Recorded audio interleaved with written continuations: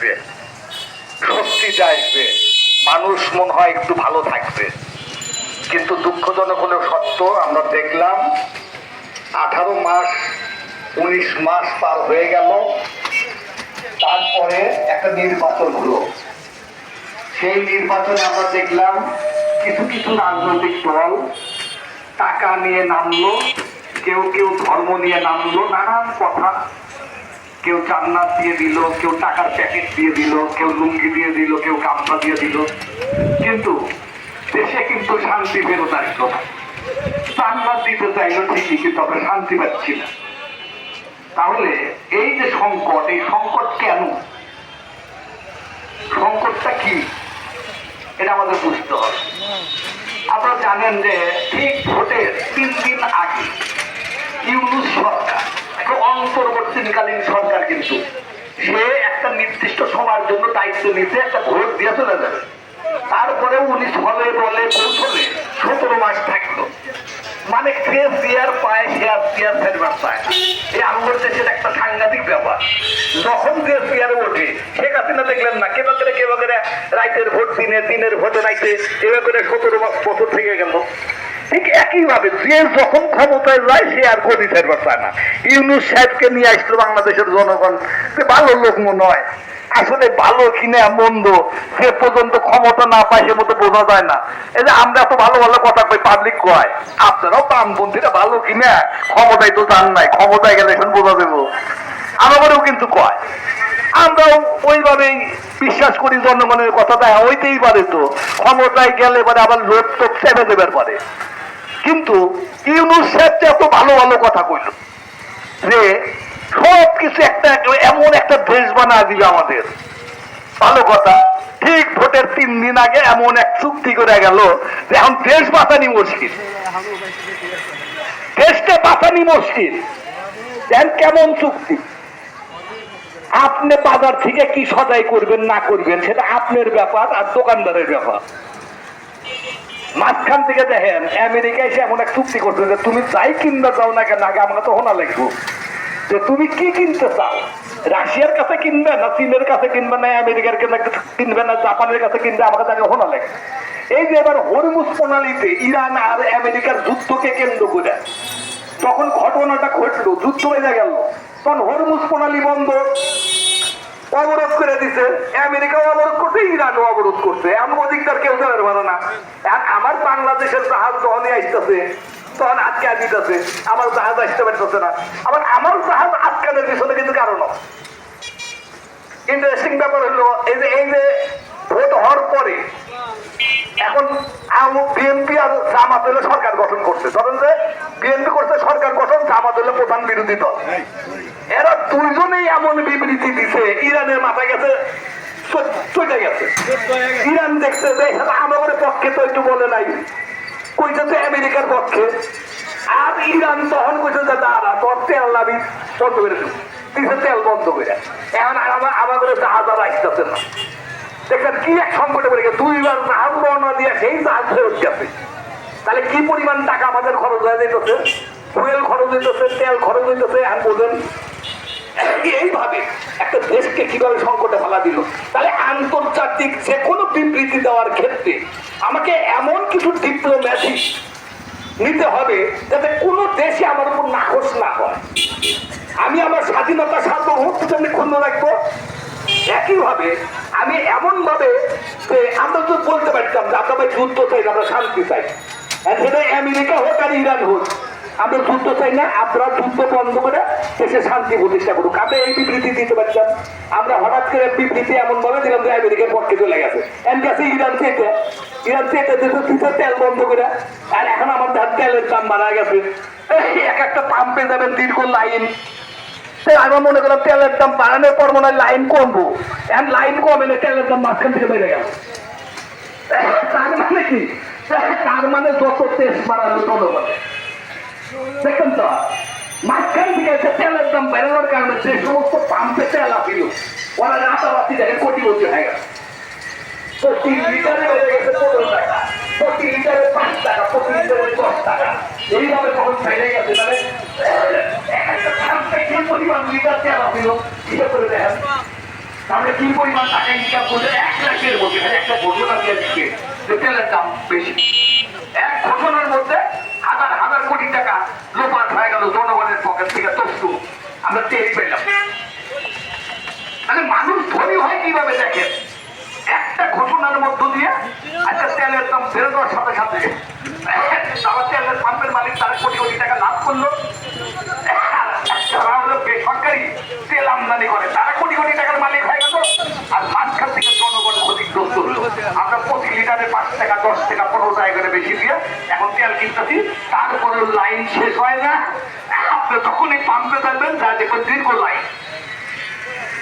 তারপর দেখেন সিলিন্ডার গ্যাসের অবস্থা কি।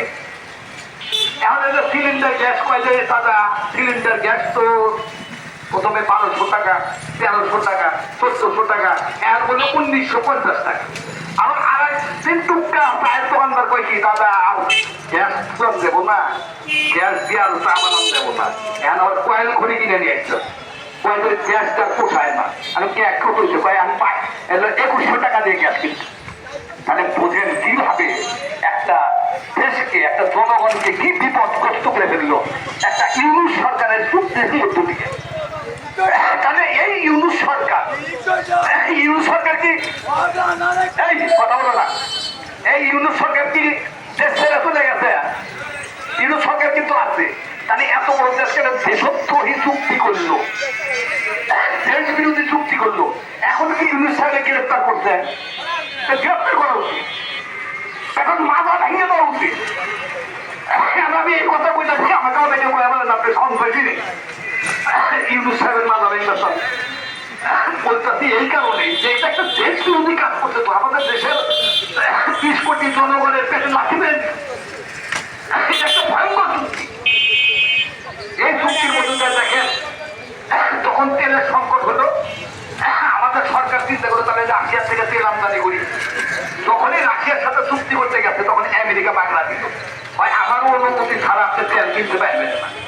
পরে আমেরিকার কাছে আবার দরখাস্ত করার পর দরখাস্ত সই করা দেওয়ার পরে আমি যে রাশিয়া থেকে তেল আসতাম। তাহলে বোঝেন অবস্থাটা। তাহলে চুক্তিটা কি চুক্তি করছে? এটা একটা গোলামি, অর্থাৎ 15 বছরের জন্য বাংলাদেশকে আমেরিকার কাছে ইজারা দিয়ে বিগত সরকার যেমনি ভারতের কাছে ইজারা দিয়েছিল, বিগত সরকার দিয়েছিল ভারতের কাছে ইজারা। এখন আমাদের এই সরকার এসে আমেরিকার কাছে ইজারা দিল, আর তাদেরকে সাপোর্ট করতেছে কারা? জামাত ইসলামী রীতিমতো সাপোর্ট করে দিচ্ছে। ভাই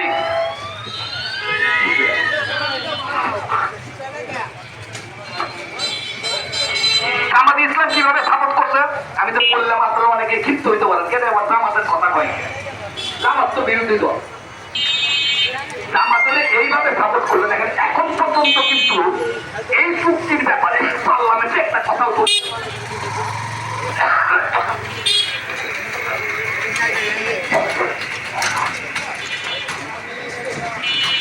পার্লামেন্টে জামাত ইসলামী এখনো কিন্তু এই চুক্তির ব্যাপারে এই তো কোনো প্রতিবাদ করতে পারত, এখন পর্যন্ত কোনো কথা বলে নাই। এই সরকার তো বলতে পারত যে আমরা ইউনুস সরকারের আমলে যে চুক্তি হয়েছে সেই চুক্তি মানি না, কিন্তু সেটাও কিন্তু বলতেছে। কারণ এই আমেরিকার সাথে এই চুক্তি যদি থাকে আগামীতে আমাদের দেশের যে কোনো পণ্যের ক্ষেত্রে আপনার আমাদের গার্মেন্ট শিল্প বন্ধ হয়ে যাবে। কারণ তুলা আমদানির ক্ষেত্রে তুলা আমদানির ক্ষেত্রে এখন আমাকে আগে আমেরিকাকে প্রিফার দিতে হবে, তুলা আমদানি করতে আমেরিকার কাছ থেকে। সেই তুলা আসবে, সেই তুলা যে সুতো হবে সেই সুতার দিকে আমাদের কাপড় হবে, কাপড় হলে মানে গার্মেন্টস হবে। তাহলে সব জায়গায় বাংলা আগে আমরা চাইনার থেকে নিয়ে আসতাম, পাশেই রাখছি। এখন চাইনার সাথে কি করা যাবে না, চাইনার সাথে এখন আর কি আমি মানে কোনো চুক্তি বা মালামাল আনতে পারবো না, আমেরিকার পারমিশন নাই। তাহলে এই চুক্তিটা আমরা বলছি গোলামীর চুক্তি, এই গোলামীর চুক্তি বাতিল করতাম। এই বাতিলের দাবিতে আগামী 27 তারিখে আমরা ঢাকা কেন্দ্র প্রেস ক্লাব চত্বরে সমাবেশ দিতে বামপন্থীদের। সেই সমাবেশ থেকে আমরা সংসদ অভিমুখে মিছিল নিয়ে গিয়ে স্পিকারের কাছে স্মারকলিপি দেবো। আমরা স্পিকারের কাছে স্মারকলিপি গিয়ে বলবো যে এই চুক্তি বাতিল করেন, এই চুক্তি দেশ বিরোধী চুক্তি। সেই কারণে আমরা সারা বাংলাদেশে প্রচার সমাবেশ করছি, আমরা প্রচার করছি হাটে বাজারে পথসভায় মানববন্ধন, এবং মানুষকে জানাচ্ছি যে চুক্তিটা হয়েছে সেই চুক্তিটা দেশ বিরোধী, জনগণের বিরোধী। এই চুক্তি থাকলে আমাদের দেশের জন্য ক্ষতি হবে। আমার হঠাৎ করে কাশি উঠতে, সেজন্য আমি বক্তৃতাটা দীর্ঘায়িত করছি না। আপনাদেরকে ধন্যবাদ জানাচ্ছি, আপনারা দীর্ঘক্ষণ হলে আমাদের কথা শুনছেন। তবে আমরা বাংলাদেশের সমাজতন্ত্রী পার্ষদের পক্ষ থেকে আপনাদের কাছে মাঝে মধ্যেই আসি, মাঝে মধ্যে কথা বলি বিভিন্ন সমস্যা নিয়ে।